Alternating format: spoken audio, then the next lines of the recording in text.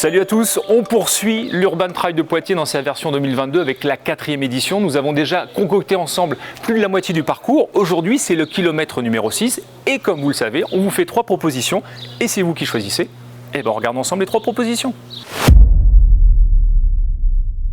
Nous sommes ici entre le parc de Blossac et la gare, sur les murailles, les anciennes murailles de la ville de Poitiers. Si on passe par ici, on peut imaginer des superbes animations, donc je vous invite à voter pour cette proposition.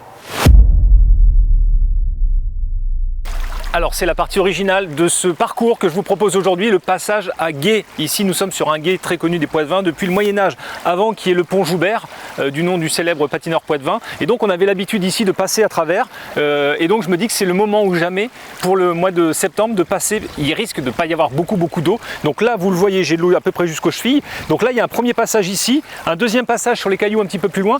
Et si jamais c'est un petit peu trop profond pour vous, on se dit qu'on va pouvoir mettre des bateaux, des canoës les uns à côté des autres, ce qui fait que ça va faire une sorte de pont flottant.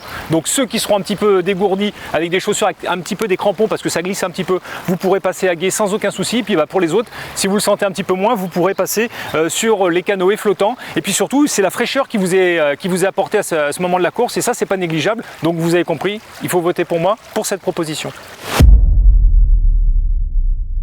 Donc moi je vous propose le parcours, une étape la plus ferrée. Donc on va traverser ce pont pour rejoindre donc le tracé de l'ancien tramway à vapeur qui reliait Lavosso à Poitiers. Au début du XXe siècle jusqu'à 1930, existait beaucoup de tramways à vapeur avec des rails qui faisaient maximum 1 mètre et ça permettait de relier les grandes villes aux villages. Donc moi je dis allez hop, on court sur la voie ferrée.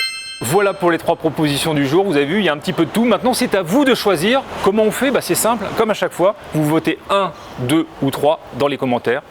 À vous de jouer.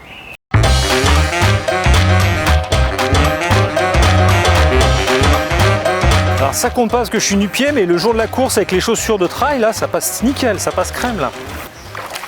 Ah, faut que je retrouve mes chaussures.